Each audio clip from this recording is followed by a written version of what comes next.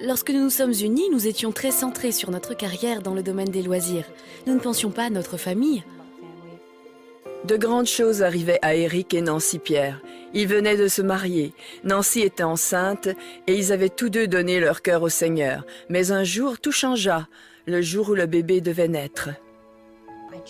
Je me suis mise à saigner. Je suis allée dans la salle de bain et quelque chose s'est ouvert. Je me rappelle lorsque je suis allé à l'hôpital. Nancy était à l'étage et ma belle-mère est descendue pour me dire que Nancy avait perdu le bébé. Je suis monté, j'ai vu le bébé, puis j'ai commencé à remercier Jésus de m'avoir permis de le voir.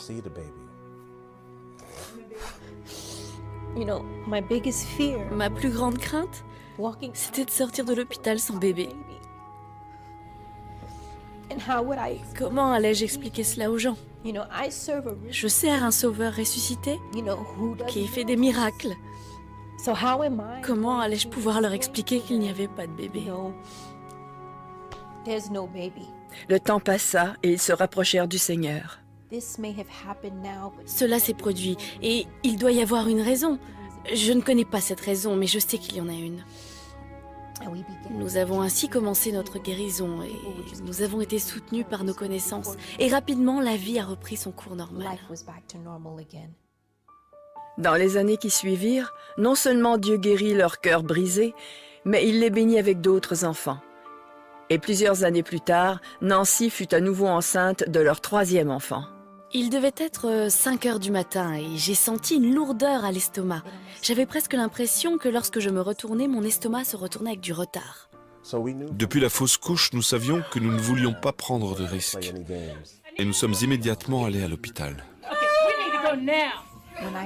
Lorsque j'ai entendu le médecin dire « Nous devons y aller maintenant », j'ai tout de suite dit au Seigneur « Seigneur, non, pas encore. S'il te plaît, Seigneur, je ne pourrai pas le supporter encore une fois. » Ils ont emmené Nancy d'urgence en salle d'opération pour une césarienne. Ils faisaient tout en même temps. Ils me transportaient sur le lit, me mirent une intraveineuse dans le bras, me firent l'anesthésie.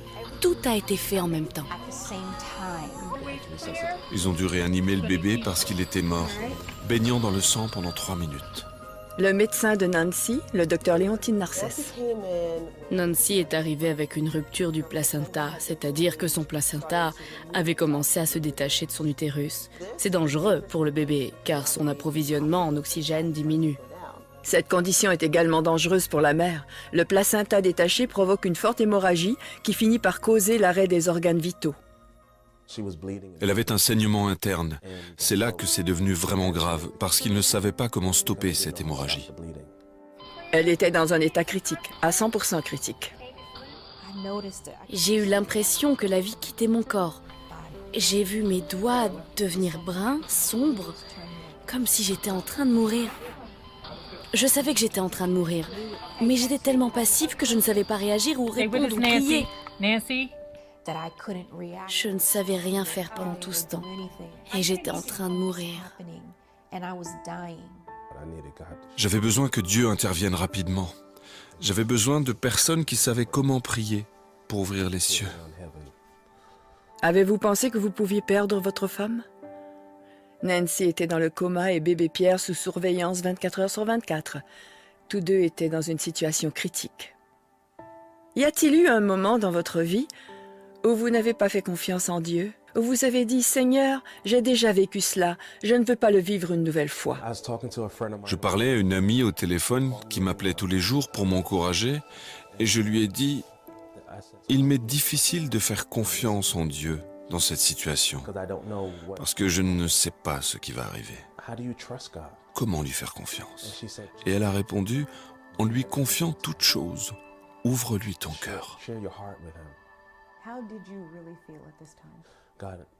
Seigneur, j'ai besoin de paix, j'ai besoin de clarté d'esprit, j'ai besoin que tu me montres ce qui se passe. Je ne sais pas comment prier, mais je sais que je te loue.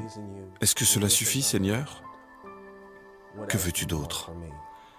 Est-ce que tu veux me briser? La famille et les amis prièrent jour et nuit pour Nancy et le bébé. Nous avons décidé de combattre par la prière. J'ai collé des versets bibliques partout, croyant que ces paroles de guérison allaient pénétrer sa chair. Son mari était là chaque soir, qui priait et lisait la Bible. La foi de cette famille était phénoménale. Quand est-ce que les choses se sont mises à bouger? Et quand avez-vous vu Dieu commencer à répondre à vos prières? Je me rendais à l'hôpital à pied. Il était tard, environ 21 heures, et le Seigneur m'a rappelé un rêve que Nancy avait fait, dans lequel elle écrasait un hélicoptère à main nue. Qu'est-ce que ce rêve signifiait pour vous? Nancy pensait que Dieu lui donnait de la force, une force surnaturelle. Dès cet instant, j'ai su que Nancy allait s'en sortir.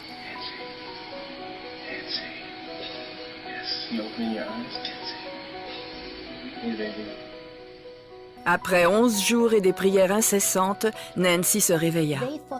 Ils pensaient que j'allais être un légume, que j'aurais des problèmes pour marcher ou penser. Pas du tout. Dieu m'a rétabli entièrement. Non seulement il m'a guéri, mais il m'a entièrement rétabli. J'avais tout mon esprit, ma mémoire à long terme, à court terme. Seul Dieu peut faire cela.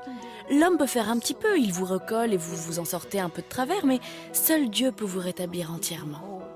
En fait, seulement 3 jours après sa sortie du coma, Nancy put quitter l'hôpital. Il n'y a pas eu juste un miracle, il y en a eu 2. Dieu avait miraculeusement guéri leur petite fille également. Ils l'ont évaluée sous toutes les coutures et ils ne purent pas y croire. Ils l'ont pratiquement mise dehors.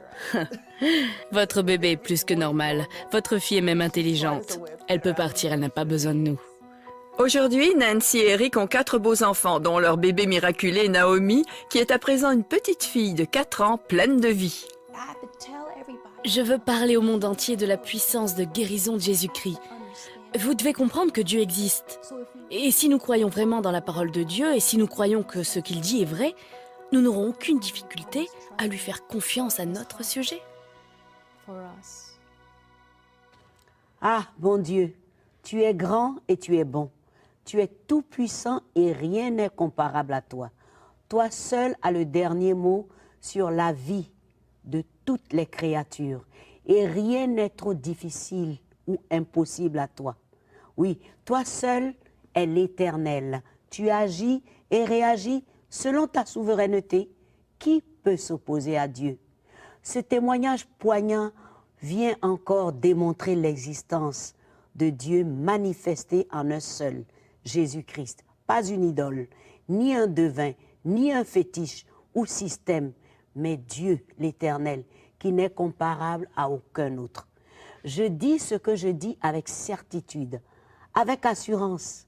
Voyez-vous, même comment le bébé et Nancy, dans ce coma profond, ont eu la vie miraculeusement. Et aux grandes dames de tous les médecins scientifiques, sceptiques et ceux qui connaissent leur sauveur, eux, ils l'ont invoqué et ils ont vu l'exploit de Dieu. Maintenant, vous qui suivez ce message, est-ce que vous connaissez ce sauveur-là, mes amis? La vie a un nom, Jésus-Christ. Et je voudrais vous le présenter. Il est le Fils de Dieu. Arrêtez d'être choqués quand on dit cela. C'est le seul envoyé sur la terre pour le salut des hommes. Et il est le seul, saint, pur, sans péché, qui efface tous les péchés, parfaitement, par son sang. Pas le sang des animaux ou humains sacrifiés. Oh non, pas ces abominations, mais le sacrifice parfait de Jésus-Christ, mort à la croix et ressuscité pour le seul, je dis le seul, qui a vaincu le mal, les démons et la mort. Même le temps me manque d'en dire plus. Alors ne restez plus spectateur ou indifférent. Donc mon ami, c'est le moment. Tu as besoin de Jésus-Christ pour vivre la vraie vie, sans compromission, sortir de toute œuvre morte autour de toi. Tu sais de quoi je parle? Je ne sais pas quelle maladie incurable, quelle détresse, calamité ou drame, ou probablement ce que tu as. Mais il y a une chose, la vie est dans le nom de Jésus. Si tu fais cette prière, sincèrement, Jésus vient dans mon cœur.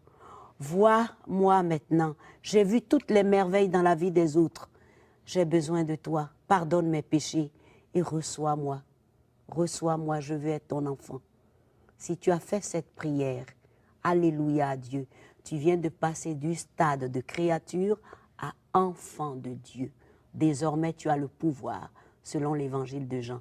Prends la Bible, la parole de Dieu. Écoute ton Seigneur. Fréquente une église vivante et vis à jamais. Amen. Que Dieu te bénisse. Merci, Massi. Merci. La vie est dans le Fils. Et ce Fils est là, à ta porte. Ne nous quittez pas. À tout de suite.